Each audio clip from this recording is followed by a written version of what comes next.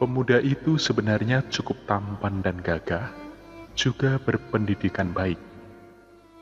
Sayangnya, ia merasa tidak menemukan satu jenis pun pekerjaan yang menurutnya cocok dengan yang diangankannya. Dulu orang tuanya mengharapkannya menjadi seorang arsitek, supaya kelak begitu selesai kuliah, mudah baginya mendapatkan pekerjaan yang menguntungkan. Ia taat karena tidak ingin mengecewakan kedua orang tuanya yang memang sudah sepuh. Padahal, ia dari sejak kecil hanya berangan menjadi seorang guru. Itu dicita-citakannya terinspirasi oleh situasi tempat tinggalnya yang tepat di pinggiran kota, terutama karena banyak temannya dulu, juga anak-anak sekarang, yang sehari-harinya nongkrong tanpa arti. Mereka itu anak-anak dari keluarga tidak mampu.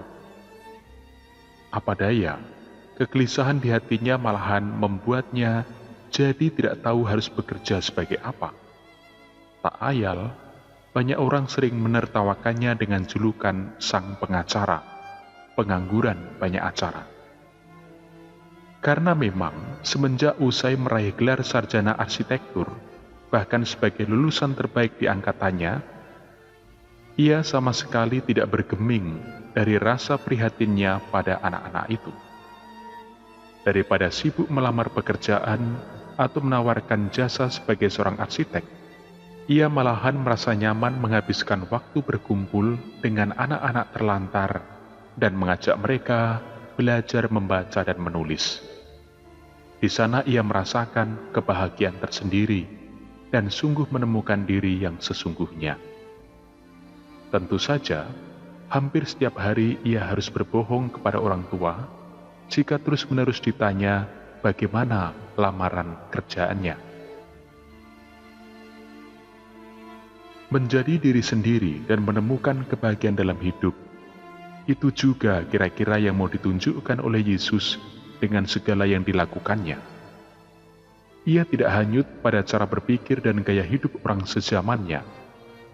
Ia sadar yang dilakukan bukanlah sesuatu yang bisa memberikan jaminan kepuasan secara manusiawi dan apalagi prestasi dan kehormatan duniawi.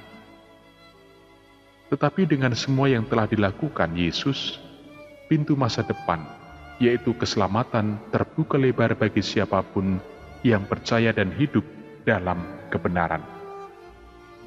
Para murid dibiarkannya melihat dan mengalami jalan hidup Yesus.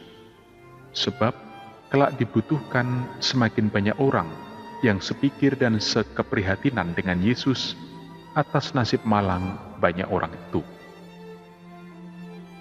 Para murid Yesus di sepanjang zaman secara perlahan diajak untuk menyadari, sebenarnya pilihan jalan hidup Yesus itulah yang memang selaras bagi semua orang yang telah dipanggil menjadi umat Allah.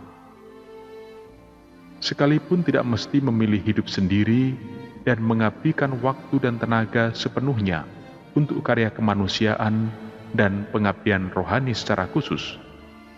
Tetapi kita adalah orang-orang yang telah mendapat karunia kuasa roh Tuhan untuk ambil bagian sebagai pewarta dan pembawa keselamatan bagi orang lain di sekitar kita. Tidak bisa kita pungkiri bahwa dalam kenyataannya ada begitu banyak orang yang rindu mengalami jalan keselamatan, tetapi tidak cukup tahu caranya. Coba saja jika ternyata itu terjadi atau menimpa, entah kepada orang tua, pasangan hidup, anak-anak, atau anggota keluarga terdekat kita.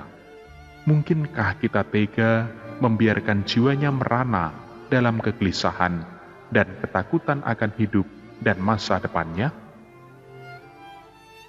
Bahkan bisa dikatakan akan lebih tragis keadaan jiwa orang yang sudah terbaptis tetapi tidak bisa mengenal jalan keselamatan daripada mereka yang belum percaya kepada Kristus sebagai penebus.